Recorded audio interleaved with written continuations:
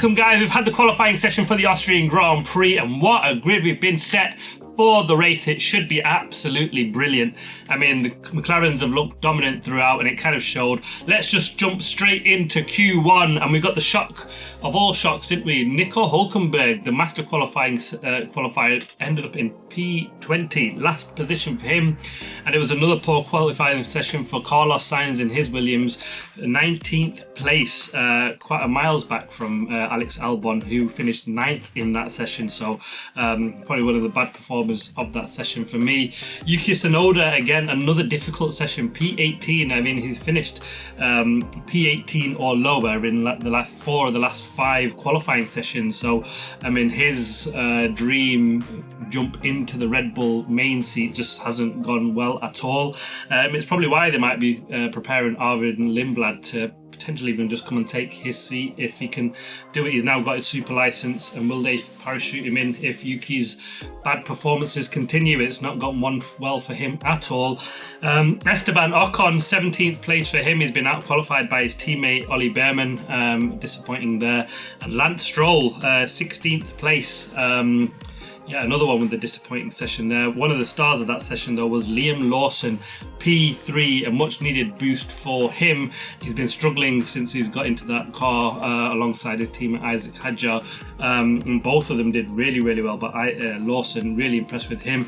Lando Norris and Oscar Piastri led the way in that session, and it was really the sign of things to come. We got into Q2, and we got a red flag.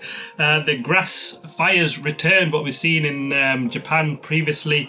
I mean, they'd worked on changing the skid blocks from titanium to steel, but they reverted them back because they didn't think that it was going to really be effective. Well, they might have thought twice on that one. We've not seen this one for a little while, especially in Europe, but yes, another grass fire stops the session, which is just shocking, really.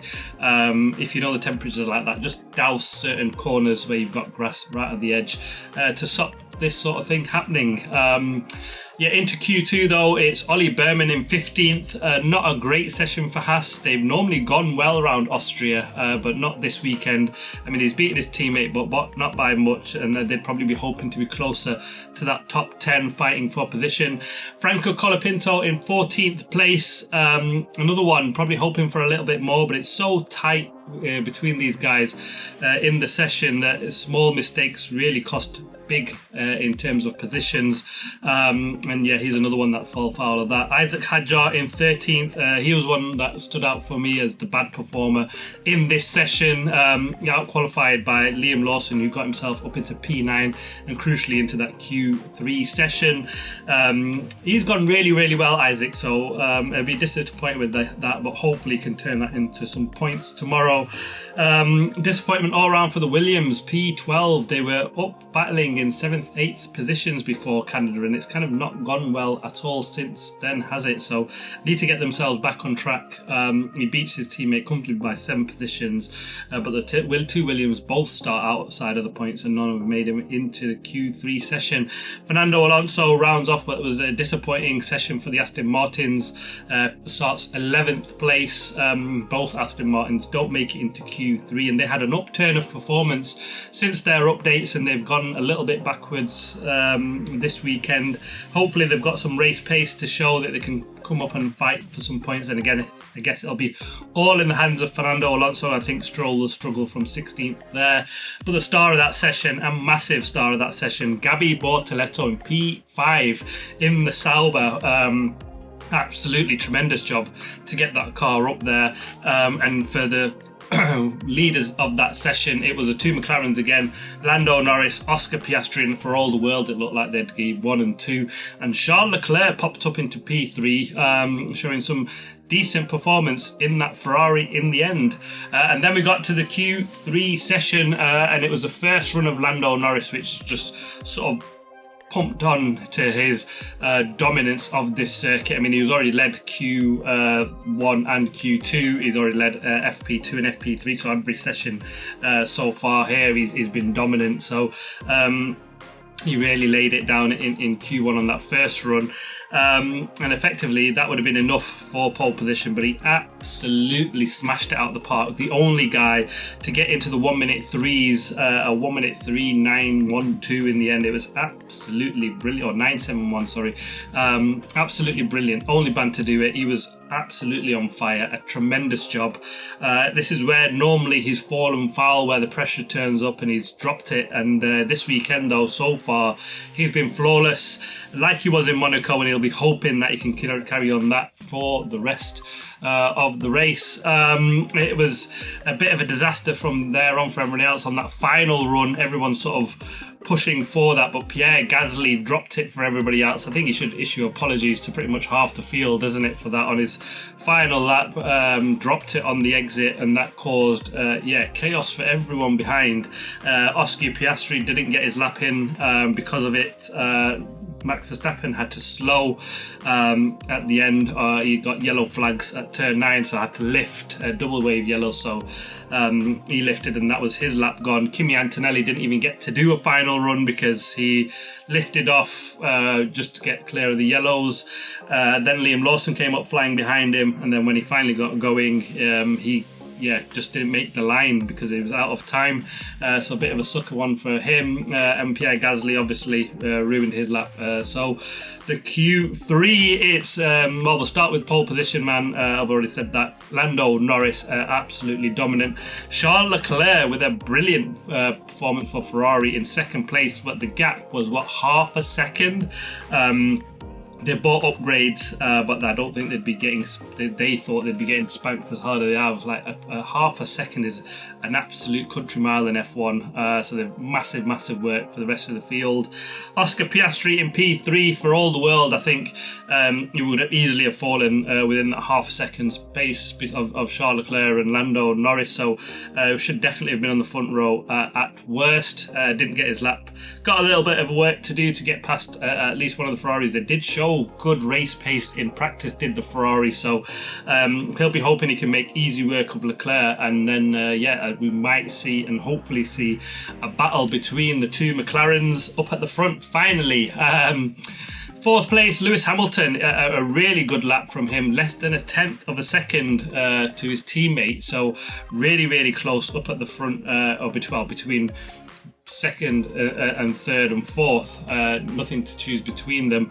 And then George Russell back in fifth place. The Mercedes seemed to drop off as the temperatures ramped up. Their pace, as we've seen many times before, went backwards. I think they'll be a little bit disappointed because going in practice one, they were quick and they look like they've got good pace. It was all about the cooler conditions though that really shown their performance, and they'll be hoping they get some cloud cover and cooler temperatures tomorrow and they could be in for a fight for a podium at least. I mean, the McLaren looks like they're long gone up at the front. Liam Lawson in sixth place, a decent qualifying session from him. Actually much better, I'd say, to PP6. He outqualifies his teammate and he puts himself in a really strong position. Their car did look good, but I think just didn't come out in Q2 for Hadjar. And it has for Liam Lawson, so I'll be hoping for some good points for him tomorrow. Seventh place, Max Verstappen. Like I said, he didn't get his final run. I think he would comfortably have fallen with a second or third place had he got his final run. He was faster than probably the Ferraris. Not probably quite as fast as the McLarens. They just looked like they had a comfortable, at least minimum 3/10 to everyone behind. Gabby Bortoletto, the star of that session for me, a P8, a career best. Absolutely phenomenal performance from him. We'll be hoping he can hold on for a point at least tomorrow. He's got some fast guys behind. Kimi Antonelli in ninth, like I said, he didn't get a lap. And Pierre Gasly, who's looked fast, also made a mistake, and that really cost him in the end. Looking quickly at the predictions, I thought Charles Leclerc would nick pole position. I'd take second. Lando Norris I thought would be second. He's been dominant with a third. And Max Verstappen I thought would be in third, but he's had a shocker in the end. He probably would have been but for that aborted lap. So none right in the predictions so far, but 2-4 for Ferrari, so a really good session for for them. Let's see what can happen in the race tomorrow. I'm really hopeful that the race pace of the Ferraris is much stronger. The McLarens aren't so far ahead. But if it is, then hopefully Piastri can make easy work of Leclerc, and we do finally get that battle that we kind of just only got momentarily in Canada, even though it was for the podium, 4th place in the end. Hopefully they can get one for the race win tomorrow. That should be brilliant.